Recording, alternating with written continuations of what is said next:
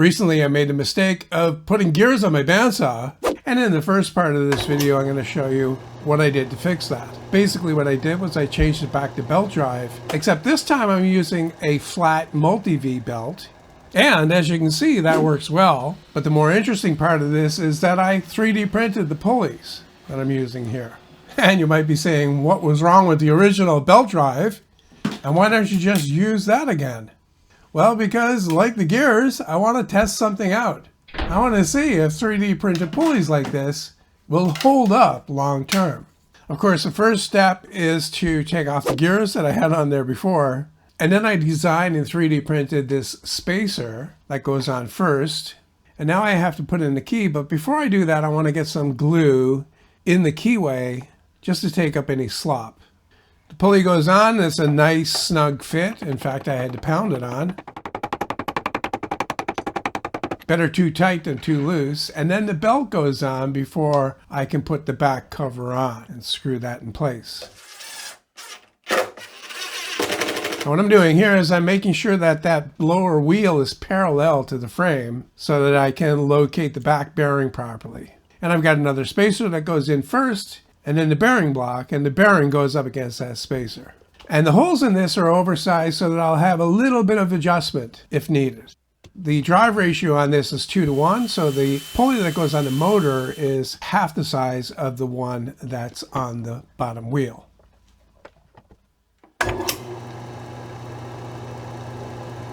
It runs smoothly, and more importantly, it's very quiet. And that's the reason why I changed this. It's not because the gears didn't work, it's because they were really noisy.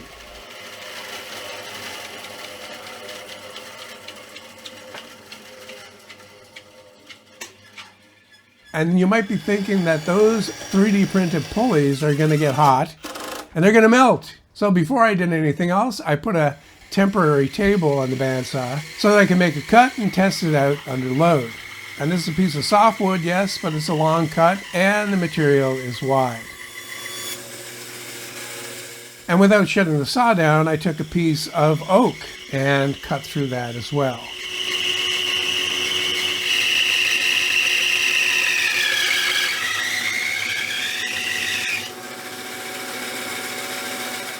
And after those two cuts, the pulleys and the belt are just barely warm. So I'm not at all concerned about these pulleys melting. With that done, I can move on to the main topic of this video, and that's replacing the 3D printed table. The failure with this table is that there's too much give. So the first step was to take that off, and I had already done that. And in the meantime, I worked up a design for the table and the trunnions underneath and figured this is a perfect project to make from aluminum. Recently, I bought some 1/4-inch aluminum to make some projects with, primarily cutting it out on the CNC, and I figured there's no better practice than this. So first step is to cut a blank from the full sheet that I have, and I'm making those cuts with the cordless circular saw. Then I can bring it to my metal cutting CNC, the one that I recently built, and start making the parts. I designed all this in FreeCAD, and I'm using FreeCAD's CAM functionality to output the G-code for the CNC. And the first part that I'm cutting out here is many parts actually, but the main one is the sub-table, and I nested other parts in the open spaces.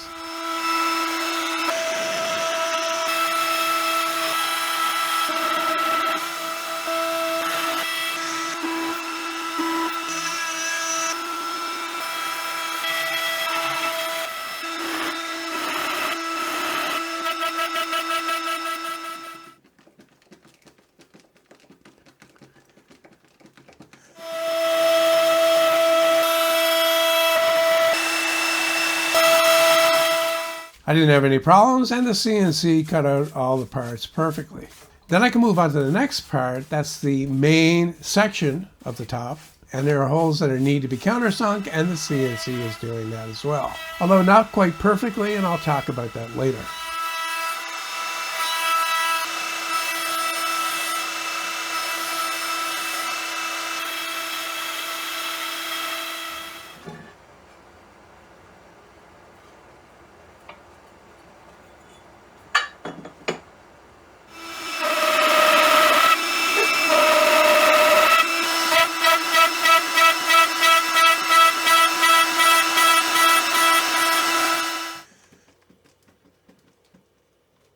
This part that I'm cutting out here is what I'm calling the top extension, and it has some branding cut in. Thought that was interesting.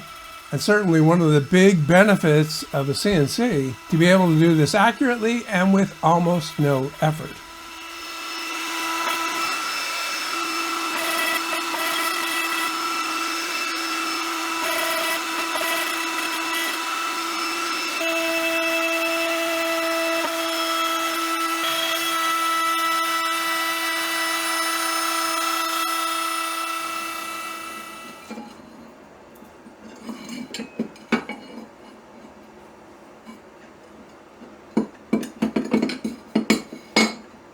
And the final parts are the trunnions, and I even took the time to design a scale and cut that in as well.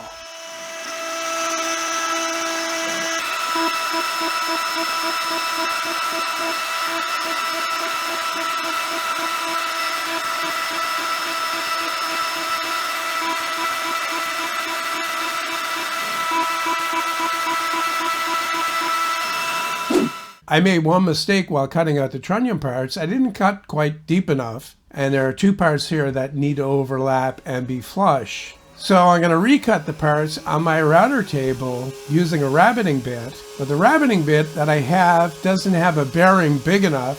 So once again, I 3D printed a part that will snap onto that bearing and pack it out to the size that I need. And when you're making a cut like this that starts on the end of the stock like this, you absolutely need a starter pin to put the stock against so that you can rotate the part into the cut. And that'll help to keep it from kicking back. And the beauty of having a router table that's easy to adjust without shutting it down is that I can sneak up on a perfect fit. There are holes in parts here that need to be threaded, and all of the screws that I'm using here are the Imperial 1024. So I've got a tap, and then I'm going to put in my drill press. And normally this is not going to work because you've got a spring in the drill press, but I made this gadget that counterbalances that spring and makes it so that I can use the chuck on the drill press as a tap handle. And the reason why you'd want to do this is that the drill press will hold the tap perfectly perpendicular to the stock. So you get nice straight threads. Now, of course, you can tap all the way through, and that's what I did with the first one. But the best strategy is to tap in just part of the way to establish those threads, and then finish the tapping with the tap put in the drill, if you're able to do that.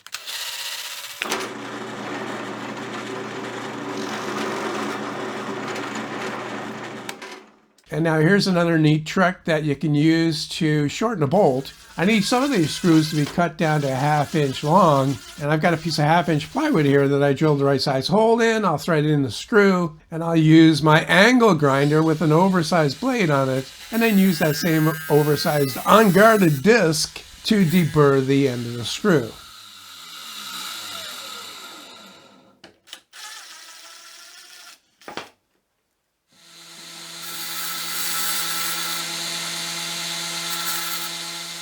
With that stuff done, I can start assembly. And the first part to put on is the cradle. And this is exactly the same size as the 3D printed parts that I took off. So I already had a mark on here to line this up with. And to fasten it, I'm using number 10 wood screws.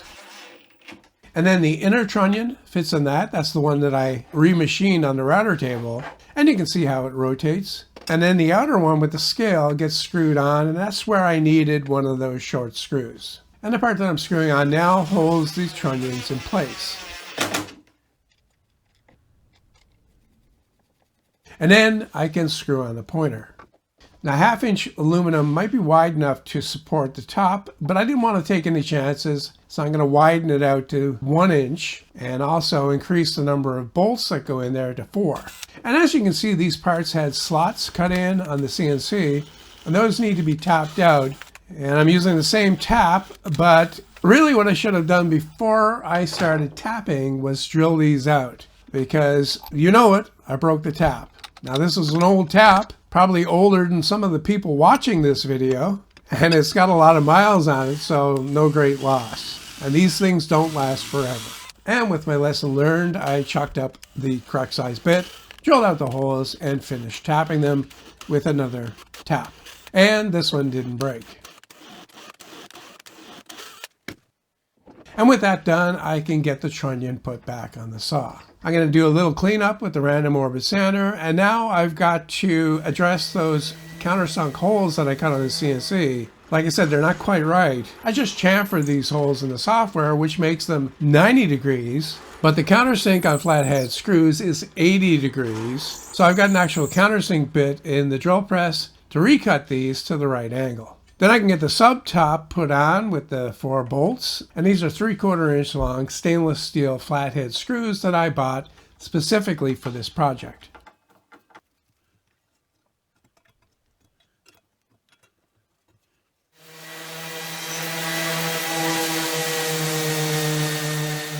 A bit more sanding on the top to get everything cleaned up, and I can get that installed as well. And what gets me every time with this is how well everything fits together. To make the branding show up a little bit more, I'm going to fill those letters that I cut with black paint. And while that's drying, I'm going to cut the slot in the insert. Now I could do this on the bandsaw itself, but this is a wood cutting blade, and even though it will cut aluminum, it's going to wear it out a bit. And besides, I've got a table saw with a proper blade put in it to make this cut.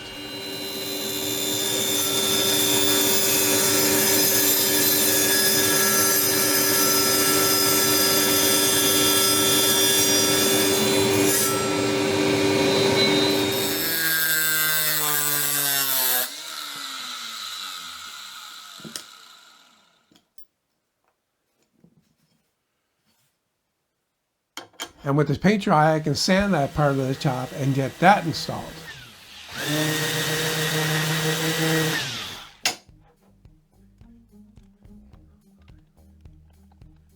There's another part to the insert, and it's what clips in and holds it in place. And I could have used screws here as well, but I had this aluminum rod that fits in the holes that were cut on the CNC. And super glue does the rest of the work.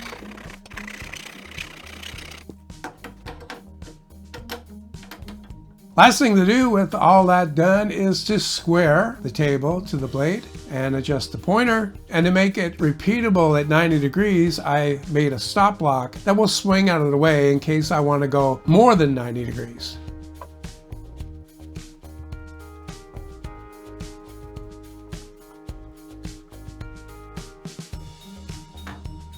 And the only thing left to do is to test it out. And this is a 1/4 inch blade that I've got in here, so I can make some fairly tight cuts. And it zips through that no problem.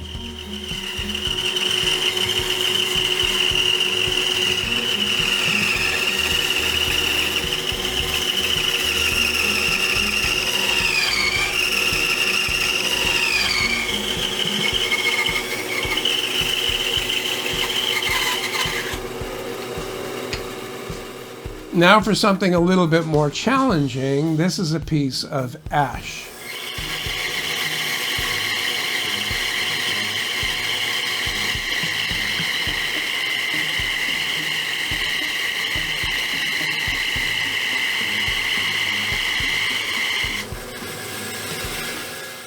And it zips through that without any problem at all. And that was cutting through 5 inches of hardwood. Remember, I'm not just testing out the table here, I'm also testing out my new belt drive. Final cut is to adjust the table to 45 degrees and make a freehand cut in a scrap of 2x4.